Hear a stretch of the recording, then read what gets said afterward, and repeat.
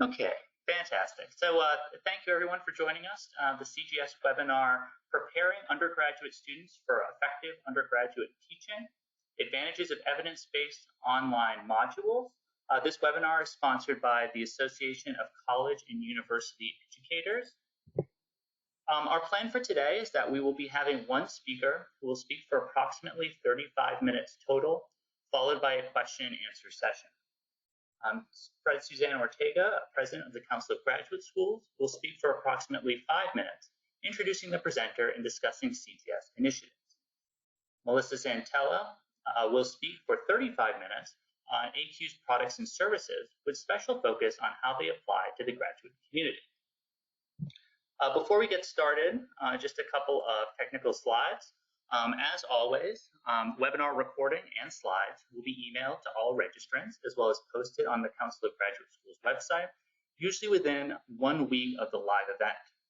At any time, you can submit questions through the GoToWebinar control panel on the right-hand side. We will only be addressing those questions, however, during the designated question and answer session at the end of the presentation.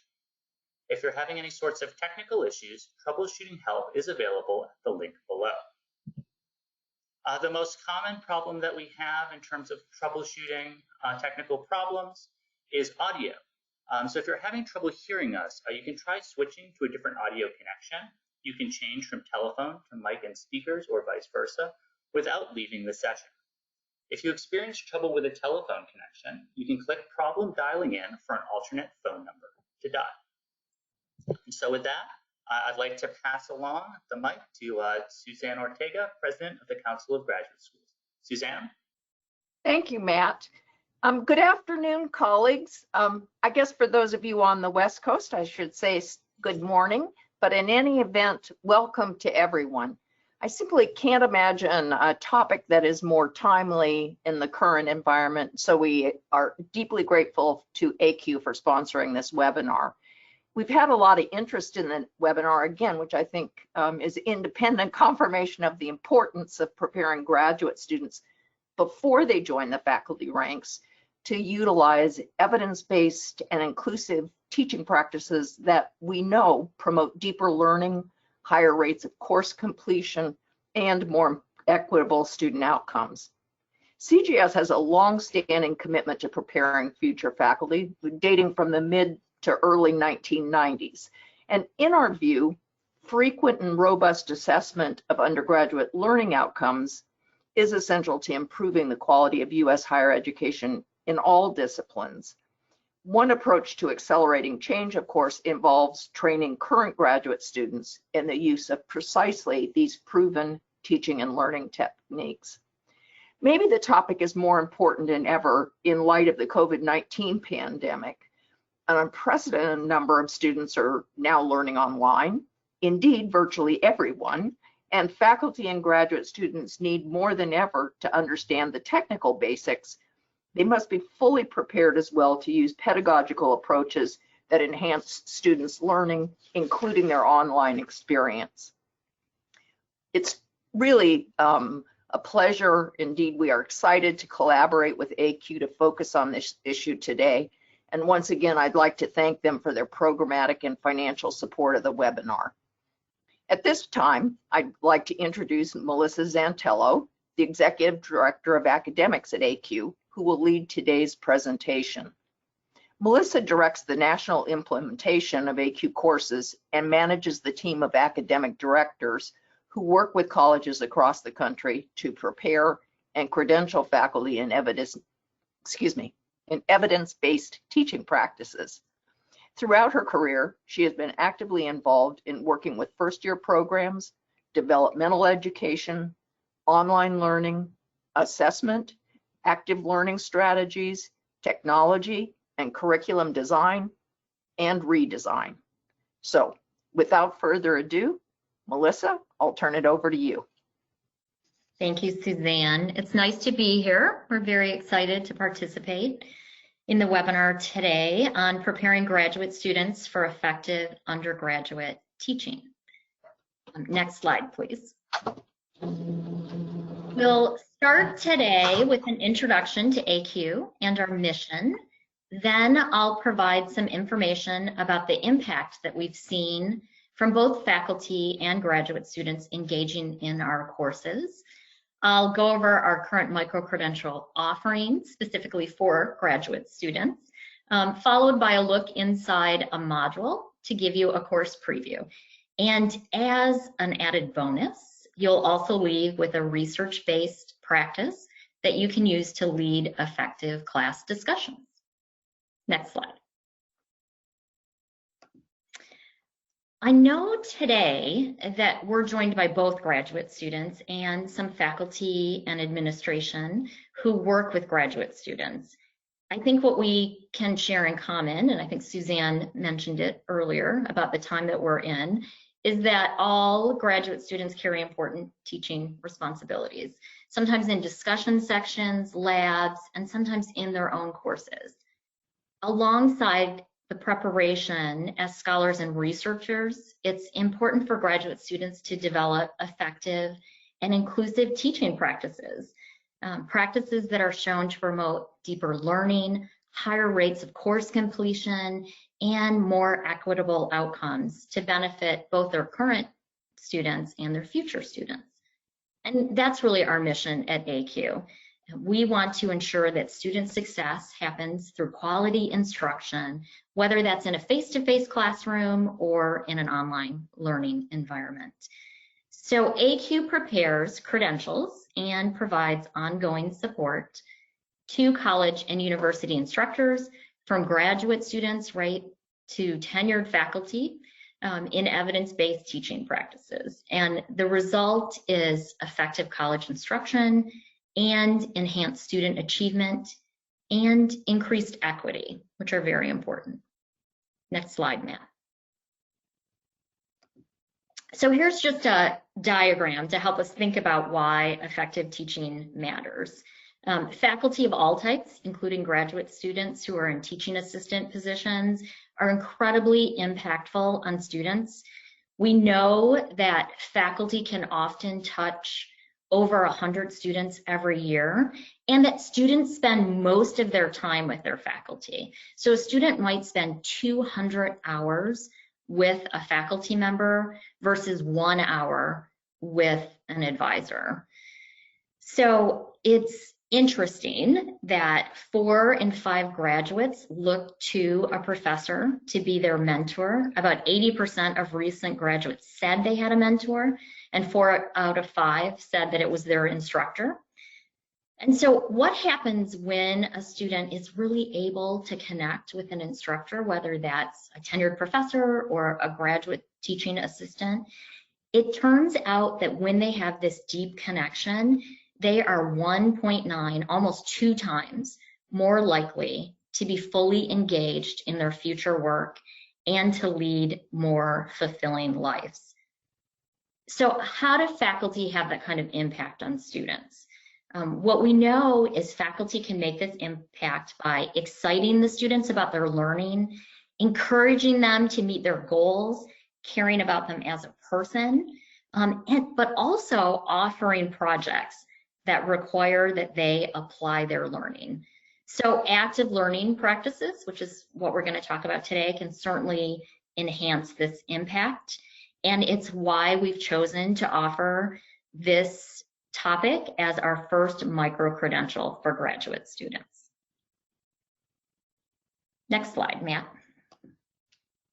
Okay, so let's talk a little bit about the impact of the course. We ask all of our course takers to report on the impact of their experience when they're going through the AQ modules. We're not really surprised by the terrific results that we see here because we worked with faculty, including graduate program representatives and teaching and learning experts to build the course. We have over 56,000 responses from faculty, and 94% of them say that the content that they experience in their AQ courses is relevant for their teaching. 88% of them would recommend it to a colleague, and 94% said it helped refine their teaching practices.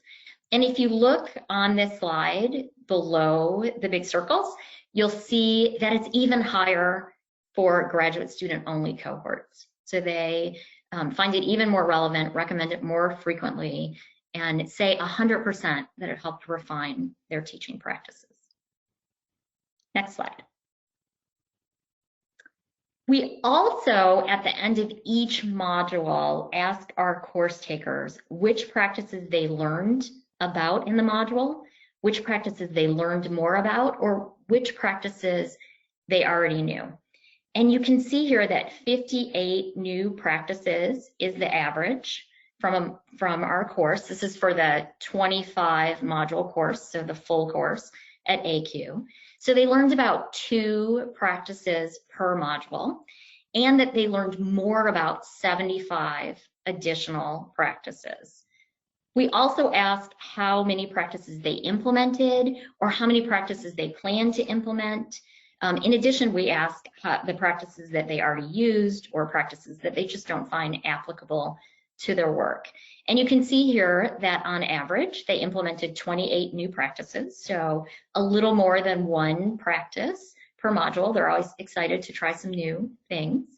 And that they also plan to implement 55 additional practices. And again, note that the graduate students in a current cohort are learning more and implementing and planning to implement more than their faculty colleagues. So we also leave the course open for all of you to review it after the cohort is completed, and provide a report to assist you in returning to the modules so that all of these practices that you said, oh, I want to implement that later, I'm really planning to implement that, you can use in future semesters. Okay, next slide. So now to the nitty-gritty of what we have to offer today. We are offering our first micro-credential courses specifically for graduate students. As I mentioned earlier, they're both around promoting active learning. Both courses are facilitated by an expert in college instruction and provide cohorts of graduate students the opportunities to develop practices that actively engage their students and that promote critical thinking. The difference between the 2 courses is the second one, Promotive Active Learning Online, is designed specifically for graduate students who will teach primarily in the online environment. So the first course is designed for those of you who primarily teach in a face-to-face classroom-based environment. And the second one is designed for those of you who teach primarily in an online learning environment. Both courses, though, offer some options so that if you're taking the face-to-face course, you will still have some references for online learning. And if you're taking the course that's based on teaching online, you'll still have some references for when you teach face-to-face. In each course, the facilitator will guide you through about 1 module per week, but you do have the ability to work ahead to complete prior to the 6 weeks conclusion of the course. Course participants who take either of these micro-credential offerings will earn a micro-credential that's in partial fulfillment of the requirements of AQ's certificate in effective college instruction that is endorsed by the American Council on Education. These short micro-credential courses are based on our core course in effective teaching practices. The core course is a 25 module experience, and it is also offered in both a face-to-face version and a version for those who teach online. Okay, next slide.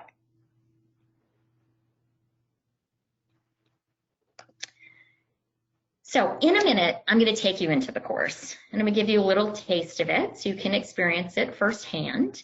But first, I want to talk a little bit about how we designed the course. So the course is really designed to promote instructor implementation of effective practices to impact student outcomes. And this goal really informed our learning design.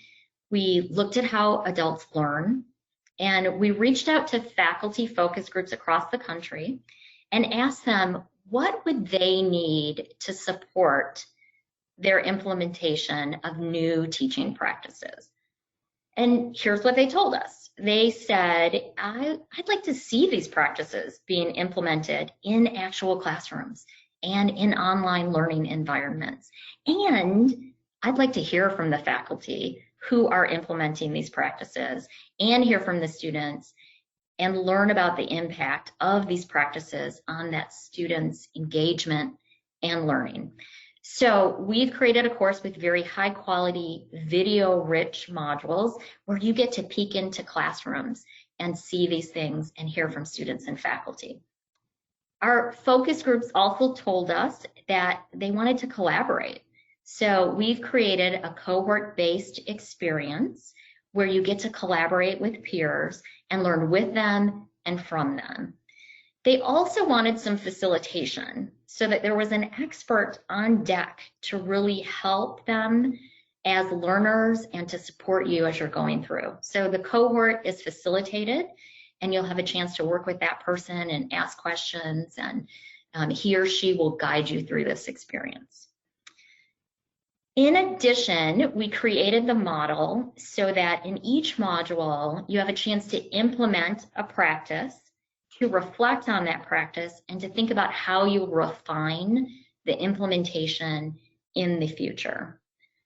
All of the reflections that you submit are evaluated by an AQ National Reader who scores the reflection, and everything in the modules aligns to inclusive and equitable teaching practices. So to complete a module, the course taker, that's you, implements one evidence-based teaching practice from about 5 to 7 choices in each module in your class, whether it's online or face-to-face, and reflects on the experience in writing. You talk about why you chose that particular practice, what were successes or challenges you faced, and how will you refine it the next time. So I know we're offering both of these in summer, and also it's a pretty interesting time in higher ed for teaching in general. So if you're not currently teaching when you take these modules, there's also a plan to implement assignment that you can do that is scored instead, and it really prepares you to then use these practices with your future students. Okay. So now I would like to jump in and show you a little bit about the course.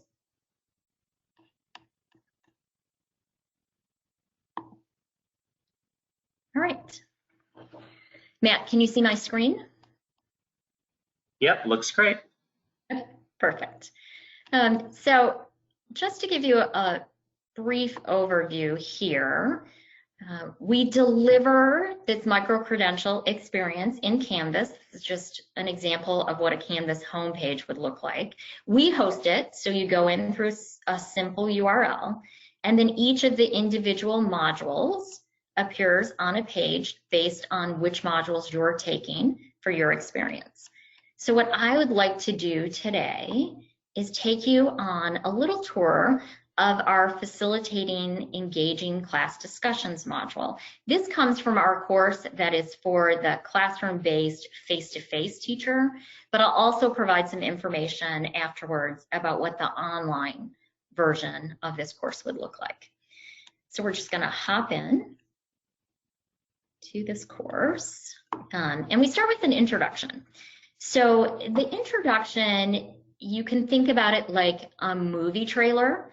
It's really this opportunity for you to get a preview of what's coming in the module. And to do this, we've gathered some clips that show up later in the module. So here we'll get a little introduction from some of the classroom faculty that we'll see talking about engaging classroom discussions. Welcome to the AQ module on Facilitating Engaging Class Discussions. In this module, we'll discuss how to get discussions started. For a lot of students, full participation doesn't always have to be get up in front of everyone and give this sort of speech. It can be talking to the person next to you. And that can absolutely count as a form of discussion. It doesn't always have to be performing for the larger group. Maintain momentum. One of my goals is to empower those students to really be in charge of the discussion themselves. It gives them the power to formulate their discussion and balance the voices in the classroom. just because someone speaks a lot doesn't necessarily mean that what they're saying is of quality. So I have to sometimes really be very aware and step back and say, you know, let's hear from someone I haven't heard from. Let's begin. So you'll notice in the introduction that you get a sense of some of the learning outcomes that we'll see in the module. And that is the very next piece of the module. We move to our learning objectives. We always include a rationale to connect the topic to the research in this area. In this case, we have a rationale from Jay Howard's work. He's an expert around discussions, and we'll hear more from him in this module. All of the practices that you see here are research-based to support students and help increase their success. Under each learning objective, you will see the practices that will help you meet the objective. So in this module, we cover things such as getting the discussion started, how do you maintain momentum in discussions in your classroom, and a very, very important topic, how do you keep voices in balance so you don't get a dominant talker and you can get quieter students to speak up and feel like they're part of the environment of the discussion. But for today's purpose, since we only have an hour for this webinar, we're just going to take you through a little mini version of this module, and we're going to focus specifically on getting the discussion started, and even more specifically, we're going to look at a technique called hatful of quotes. And regardless of what you do after this webinar, I hope you'll leave with ways to use hatful of quotes for your students as a technique that you can use to really move discussions along and get them started and get students excited about them. It's a technique that you'll see more about here, but it really helps create a lower stress environment for students. It gives them meaningful content to focus their discussions on, and it provides a way to have a variety of voices. So after our learning objective, we go to an opening questionnaire. So we know that you all come in with your own experiences, and the opening questionnaire is designed to tap into those experiences you've had. And as graduate students, maybe you've had those experiences as an instructor, or maybe you've had them in the classroom as a student yourself. So there's usually 4 to 6 questions. Today we're just going to look at a couple of them. And I know you can't actually respond to me, so I'm just going to ask you to think about how you would answer this question. So in your experience, about how many of your students generally participate in class discussions? And again, you can think about classrooms you're teaching or classrooms where you were a student.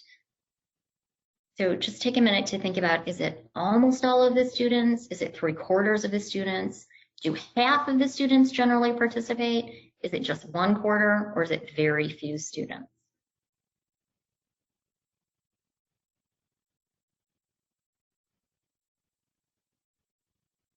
If you were answering this as a cohort group, after you'd completed the questionnaire, you would be able to see a percentage of how people answered in your own cohort.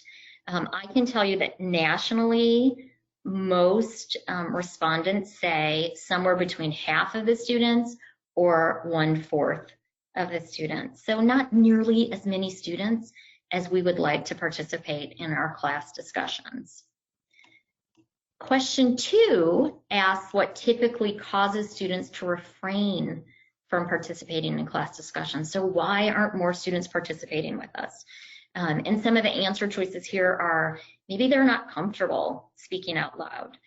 Maybe the topics are challenging. Maybe they're not interested in the topic. Maybe they don't have time enough for their responses. Or maybe they carry a belief that they have nothing to add to the conversation. And there's also another other button here, because you may have other reasons why you believe your students are refraining from participating.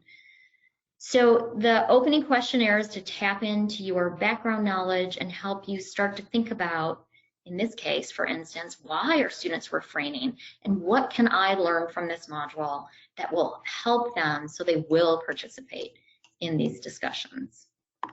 So you submit your questionnaire, and if this were your cohort group, you would then get to see the results. We don't have any results since none of us were able to participate with it online. But after that experience, we dive into the real content in the module. And the very first thing that we have is a classroom demonstration. We made a conscious choice to start with showing you how this looks in a classroom before we bring in some experts to talk about the practices in the module. We went across the country. We filmed over 80 instructors in their classes with their students. It really gives you a sneak peek in to see what classes are looking like as they use these techniques. So in this particular clip, you're going to see Jess Butler modeling this idea of a hat full of quotes. And this is just a little excerpt from a much longer video, but it'll give you a sense of how the classroom demonstration works. The next activity that we're going to do is called Hat Full of Quotes. As you might imagine, it's a hat full of quotes. And I'm going to pass them around. Take one per group, please. Hat Full of Quotes to me is this fun way. You know, it's random. You don't know what quote you're going to get. They're all equally amazing quotes, so don't worry about that. I get to sort of decide, because I get to pick the quotes, what I want students to focus on from the readings. Your instructions are up here, hat full of quotes with your group. Read the quote, discuss how you think it can help us better understand the root causes of sexual violence. 5 minutes in your groups, and then we'll share. Okay,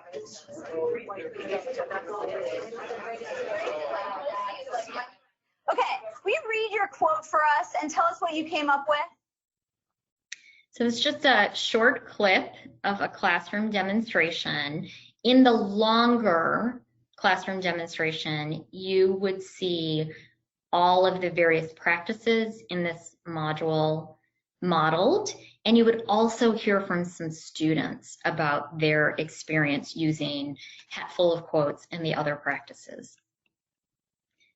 So after we have the classroom demonstration, we move to a technique talk. So we hear from an expert in the subject area. In this case, it's Jay Howard, who I mentioned earlier, provided our rationale for the module. He's a scholar in teaching and learning and has written a book about discussions.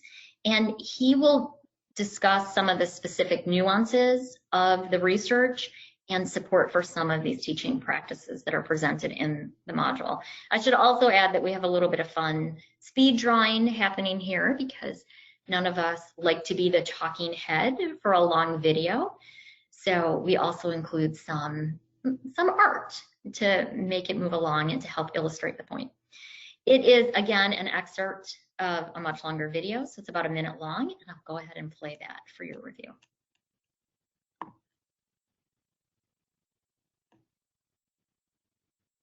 Great facilitators are artists. They know how to get a conversation going, how to illustrate an idea, how to follow a colorful tangent, and how to bring focus back to the subject. Fortunately, there is some science to the art, with techniques that can be developed. Launch, expand, and balance a masterful discussion, empowering your students to learn from each other. Discussion starters help students focus their thoughts and launch the conversation. One approach is to place a handful of quotes or key ideas from the day's reading assignments on the board. Have students select them at random and ask them to comment on what they selected. These comments become the foundation for further discussion.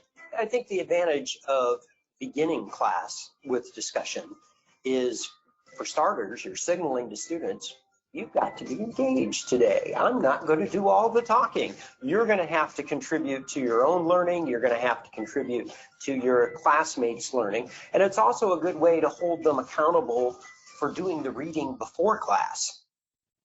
So some great points from Jay. The next portion of the module is our implementation resources. So as you're going through this module, if you had the whole module, you would be introduced to several techniques. Today, we've really just seen the one practice, of Hatful of Quotes, but you'd be thinking about which practice is most impactful for my students, which one am I going to implement this week as I'm going through this module. And to support that, we provide you with implementation resources. So you'll see the instructional practices resource. You'll see right here the steps to engage the students in the Hatful of Quotes exercise. So you can download that planning guide to help you implement this in your classes. You'll also see online instructional practices and resources and additional resources. And I just want to mention, of course, we're showing a classroom demo where there's a faculty member who's actually passing around a hat, and we all know that's not happening right now in higher ed, but certainly Hatful of Quotes is one of those practices that could be done online. If you have a synchronous group, you can put them into breakout rooms in systems such as Zoom and give them each a quote to work with. If you are working online in an asynchronous fashion, you can put them into discussion boards and group. You can post the quote that you've chosen for them. So we always provide online instructional resources as well, even in the course that's designed for those who teach face-to-face. After that, we have our common challenges and misconceptions. It's a little bit of the myth busting that goes on here. So this is the point in the module where you're really considering what you're going to implement in your classroom. And you're probably thinking about what kinds of challenges you might face or other reasons why you might not want to try some of these practices. And so to encourage you to implement the practices, because they are research-based and we know they will impact student success, we lay out some of these challenges and misconceptions. So one misconception you might hold is that discussions are always led by the instructor and involve the whole class. And in fact, we can see from the research that often having smaller groups drive the discussion can be more impactful and more effective.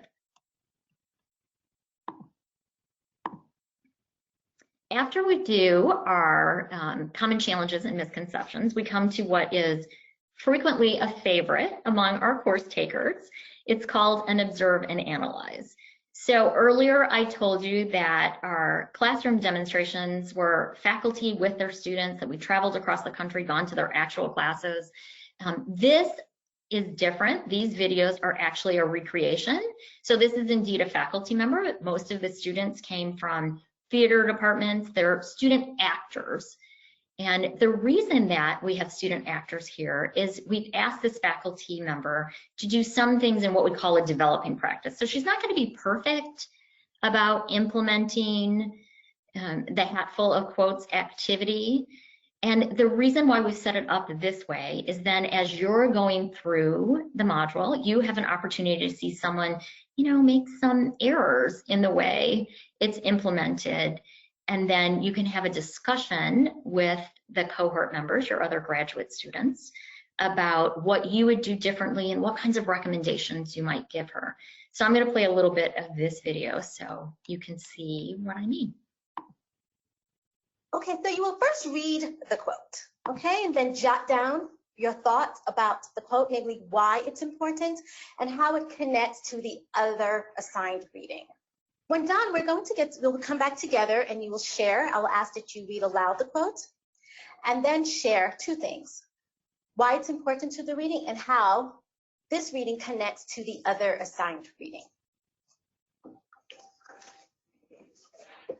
Please raise your hand if done. I'll wait a few minutes and then start. Who would like to share first? Lily? Yeah. Okay, I thought the quote, "Language incontestably reveals the speaker," from the Baldwin article. I was happy I got this one because I also highlighted it while I was reading. I find it interesting because I often find myself thinking about someone's background, whether I overhear them talking or they're talking directly to me. I find myself putting together like this story of their history, their background, where they're from, those kinds of things. That's a good point. Baldwin later states in the paper, in his essay, that language reveals the private identity, connects one with or divorces one from the larger public communal identity. So I imagine that when you're listening to someone who speaks differently than you, you're probably either feeling closer to them or less closer to them. You're probably even, thinking about their educational class, their social class, how smart you think they are, those kinds of things. Is there anyone with the same? So I just wanted to play a little clip of that. Again, it's a much larger video, but you'll see under the observe and analyze videos that there's a prompt. And this is the first moment in the module where you'll come together with your cohort group to discuss everything that you've been learning. So you'll talk about what you see in this video, but also you might discuss what you're planning to implement or other ideas and questions that you have from the module. So if we were doing this discussion board now, even from that little tiny clip, we might observe that the instructor is dominating the conversation a little bit, that it might have been a better choice after the student spoke to ask another student to respond. So those are the kinds of things that will happen in the discussion board. So now we're through the bulk of the content in the module, and you are really to the point where you are going to select a technique that you want to implement. So there's a place here where you can choose a technique. We've really only looked at this today. So it's likely that in this moment that you would choose get the discussion started, and you would be applying hatful of quotes. Then you also have the opportunity to select your reflection type. So this is what I was talking about earlier. If you're able to implement this with your students, either online or in a face-to-face class, you can choose instructional practice. And if what you need to do is plan to implement it for a future class, you would check plan to implement. In each case, we have a checklist and a rubric to help you understand what you would need to write in your reflection to earn a badge for this given module. And I should note that our readers will read your reflection, and if for any reason it's incomplete and can't earn a badge, you'll have the opportunity to revise it and submit it.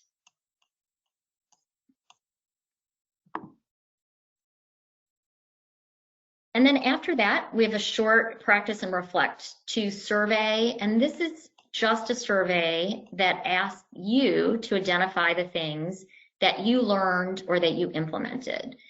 And ultimately, this is rolled up into a report for you when you're done with your micro-credential course. And you'll have a list of all of the things that you said you learned and what you plan to implement, and you can use those in the future.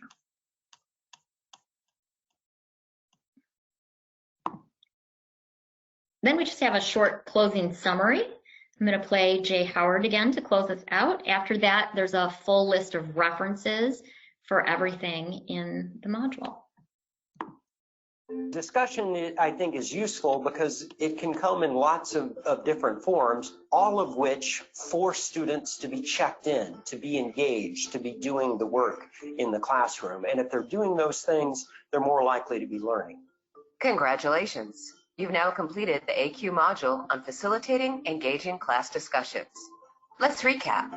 In this module, we discussed ways to get the discussion started with activities to launch conversation, deepen the discussion by using prompts to expand student thinking and strategies to enhance participation, and keep voices in balance by managing dominant talkers and encouraging quieter students. We hope you enjoyed this module. As you engage with other modules, we encourage you to consider how can the strategies for enhancing participation and keeping voices in balance presented in this module be used in Socratic questioning, a practice examined in using advanced questioning techniques.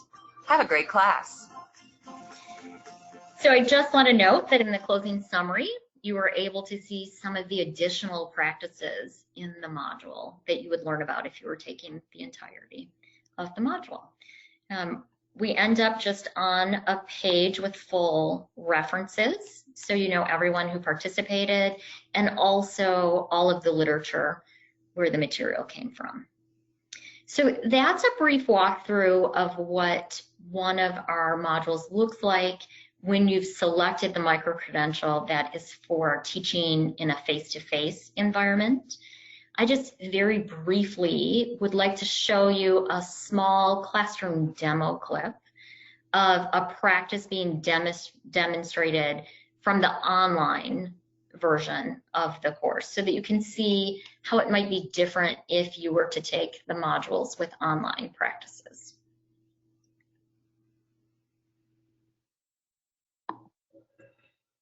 Hi everybody, I'm here to talk to you today about the movement experiences that are part of this class. When I started teaching online, the first dance class I taught was a dance class online, and I thought, okay, I know that what I'm doing in my own classroom works. So how can I be creative, and how can I think about what I trust in my face-to-face class? How can I make that same opportunity alive in my online class? And so just asked myself to think outside the box, but I also looked at the tools that were available with the technology, and I did some research. So when I was creating my movement experiences for my class, I knew that I needed the students to move, but I didn't need to assess how they were moving. That's not anything I ever did in my class in this course. I needed to know that they were doing that material to understand the content, and so the questions on those were more reflective, just to get them moving in the right direction. The questions are not so much about how did you do the movement, did you feel successful, but rather what did you learn about dance by trying out this movement. For these movement experiences, there are 9 for the 9 chapters that we're going to cover, but you only need to complete 6. That's in case you have a week where it doesn't fit into your schedule, or if you have a week where you feel like you read the movement experience and you feel like, I'm not really sure how to approach this. I offer students choice in the class because I want to make sure that they're comfortable and willing to do the work. And if something feels overwhelming or outside their norm, it's challenging to even get started. But also because things come up in life, and there's going to be a week where they're not able to complete an assignment. And so it's a little bit of helping them understand that there's balance. I think that choice is important in assignments because we are all different people with different interests, and that's one thing I really appreciate about Kelly's instruction. Also, when there's a stressful week. So just a little clip from a classroom demonstration for the online modules. This was obviously not hat full of quotes. It was about giving students choices as a motivation technique, but it did give you a chance to see how we integrate student voices into the modules as well. So if you were to do the online version of the micro-credential for those who are teaching online, you would experience classroom demonstrations, technique talks, and all the other elements of the module focused on how we teach these practices in an online environment. Okay, Matt, I think back to you.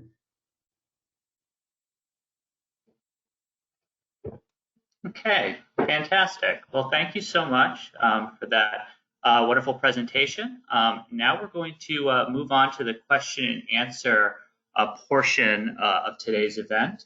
A quick reminder before we get started that the webinar recording as well as the slides will be emailed to registrants and posted on the CGS website, usually within about 1 week of the live event. Please type your questions into the GoToWebinar control panel on the right-hand side. Okay, to get started, Melissa, the first question here is, so how do I choose between the 2 courses that you laid out earlier in your presentation? How does one decide to go with one module versus another? Yeah, it's an excellent question. So typically, right, it would be a pretty easy decision because we'd either be teaching face-to-face mostly, or we would be teaching primarily online. Today, of course, most of us, if we are currently teaching, are teaching online. But I would recommend that you pick the micro-credential that represents the type of teaching you believe you'll be doing the most. So if once we're past this, unprecedented event in higher education, you will be teaching face-to-face, typically I would choose to do just the promoting active learning modules. And if you think you will be mostly teaching in an online environment, then I would choose the Promoting Active Learning online micro-credential. And for the online course, is the online course designed for synchronous or asynchronous learning? Another great question. So it's actually designed for both. So the clip that you saw there was, of course, asynchronous, but we also have synchronous clips throughout, including practices for those and information about both in the course. Okay, fantastic. So we've got a question about impact here. So the question is, what is the impact of taking this course on student learning, and then how has that been examined or measured? Yeah, another good question. Thank you. So early in the presentation, I was showing some slides about the impact of the course. And those were really slides about the information that faculty self-reported about how many new practices they learned and implemented in their classroom. But we know that that is really the first level of change, is when faculty and graduate students, all of our course takers, try new strategies in the classroom. We have also measured in many instances across the country both students' reaction, so that we've done student surveys about what changes they saw in their classrooms and how it impacted them. And we've also measured other factors, such as what impact did it have on drop, withdraw, and fail rates? What impact did it have on student completion and student grades? So we have a great deal of information about that on our website that you can go and look at under impact on our website, including entire research briefs from a variety of campuses who we've worked with. A question regarding representation in the videos. There's a question about educators of color. How did you make sure that educators of color were represented and included in the videos? And are there other videos that feature educators of color more prominently? Yeah, excellent. So across the 25 modules that we developed, we included a wide diversity in all forms: educators, students, disciplines, types of institutions. So what you saw today was a very brief clip and just portions of a module, and it happened to not feature as many educators of color or as many disciplines as you'll see. Our goal was really that across all of the modules, course takers would experience classrooms that looked like them, students that they recognized from their own classrooms, and disciplines across the different modules. A question regarding course content. So as the example we saw here was mostly about discussion-based courses, are there courses that apply to the mathematical or science-based disciplines that don't have readings and are not primarily discussion-based? Yes, so we do have also a variety of disciplines represented.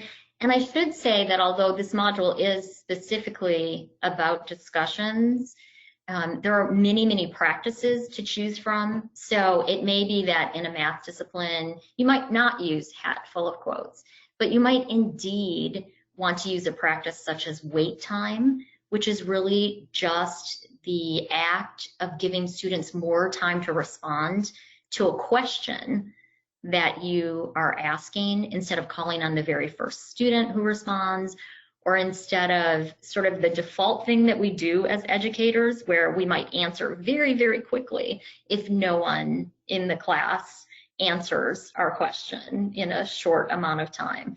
So I think you'll find practices throughout all of the modules that will be usable regardless of your discipline, but you'll also see cases where there are math instructors and science instructors, STEM instructors, as well as English and psychology in the modules leading these classroom demonstrations.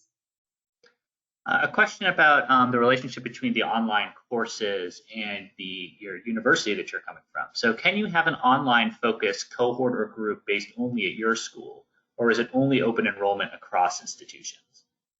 Oh, Excellent. So in particular here, what I've talked about are these open enrollment courses that you can sign up for as an individual or put a group of graduate students through.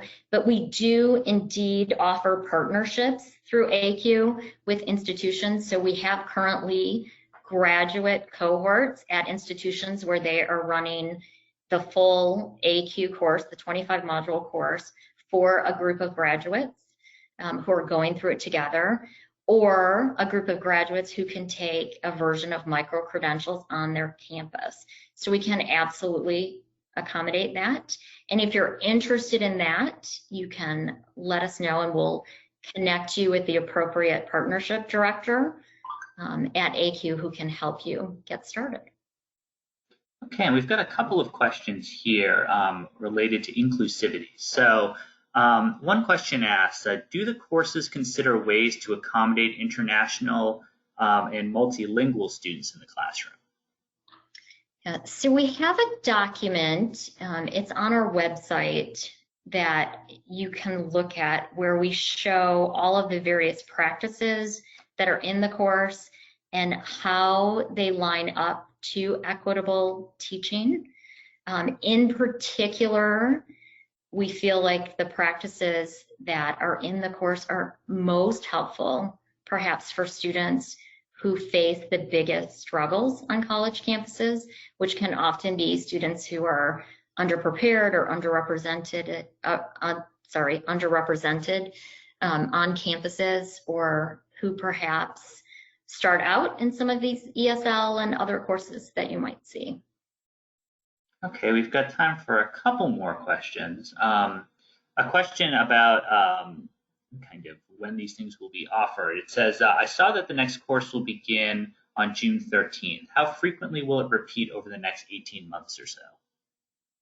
That's a very good question. So we actually have 4 micro-credential groups. So this particular one in active learning will be followed by the next set of modules, so our next micro-credential. So it's likely that they will repeat several times in the next 18 months, but the very next one we will offer will actually be a different set of modules. So if this is the wrong timing for you, you can absolutely have another opportunity to take both this one and some other micro-credentials that we open, that will open next. On our website, there's a full list of all of the different micro-credentials that we'll be offering. Okay, a question about how to access some of these courses. So one of the graduate students asked, where do graduate students generally access these courses? Is it through their institution, or do they generally do it through themselves? And then do they usually get funding through their institution for taking these courses? Yeah, very frequently, graduate students can get funding through their institutions. So we have a couple of options. Sometimes graduate students are reimbursed after signing up for a course, but we can also collect the payment directly from institutions. So often institutions will put a number of graduate students into the course, and they can pay directly that way. Okay, and one final question related, I think, to our online moment. In the online course, is there resources, or are there resources provided to help create our own online modules to distribute to students or to help students learn? Yeah, that's interesting. So the course itself is really pedagogical. So it's not a course that is about how do you design in Canvas or how do you design in Blackboard. Oftentimes institutions offer those courses. You might find that on your own campus. I will say though that we hear from course takers who say it's a terrific model for how they could build their own course. So going through the modules and going through the course in Canvas is helpful for you to think about how you might want to model a course that you would build in the future. Okay, well, fantastic. Thank you so much, Melissa, for your presentation and for answering questions. Quick reminder again that the recording and slides will be emailed to registrants and posted on the CGS website. And hopefully we can also put together some resources for you in the follow-up email to build off of some of the questions that people asked today. So just one more kind of closing slide to thank everyone for their participation, to thank AQ for sponsoring the webinar and giving such an informative presentation. The COVID-19 crisis is dominating so much of the discussion right now, and we do hope that you visit the Council of Graduate Schools Hub on COVID-19 related programming and news at the URL below. We do have another upcoming webinar, sponsored webinar on the role of graduate deans in strategic enrollment planning. That will be happening on Tuesday, May 12th from 2 to 3 p.m. And as always, you can see the full list of CGS webinars at the URL cgs.net.org/CGS-webinars, and they'll provide more information on upcoming webinars as well as recordings of past webinars.